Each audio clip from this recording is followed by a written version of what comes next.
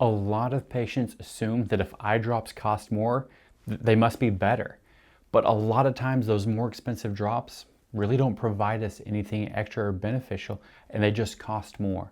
And so today's video, I'm going to talk about how we can identify which one's the best one to choose for you. So the number one question you have to ask yourself, and we have to determine on which drop is the best, is if it's actually dry eyes or allergies, because those drops are going to function vastly different. And so if it's an allergy situation, a lot of times I'm thinking it's both eyes, not just one eye. The eyes will water a little bit, but if I put drops in, I shouldn't get instant relief. And so if you tell me I get instant relief when I put those drops in, a lot of times it's dry eyes and not actually allergies.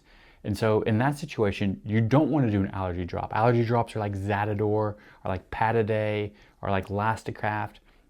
And so if it's a true dry eye problem, you may be spending a lot of money on Lasticaft or Pataday, which are very expensive drops, but they're not going to provide you a whole lot of benefits there.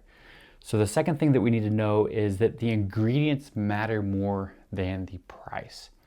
And so if you have a aqueous deficiency, if you have a water layer problem is why you have your dry eyes, then hyaluronic acid, sometimes it's sodium hyaluronate, that's going to probably be the best drop that you can get if you get that ingredient there. Carboxymethylcellulose is also a very good one. Now, if you want something, if it's an aqueous problem and you're like, man, I just need instant relief right now, glycerin is going to be the best one to get you that instant relief.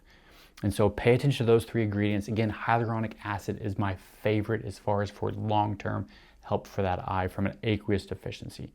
Now, if it's evaporative dry eye, because there are different versions of dry eye, right? And so if it's evaporative dry eye, then we're looking for that castor oil or those mineral oils, some type of oil there that's going to really help it stick better.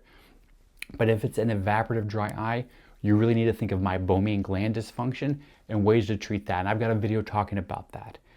And so again, make sure we're paying attention to the right ingredients. Make sure we've got the right diagnosis, because if we're treating dry eyes with an allergy drop, we're wasting money. And if we're treating allergies with a dry eye drop, we're wasting money. And so we've got to ferret out which one of those two is the best. So if you like these types of videos, subscribe so you'll see the next one.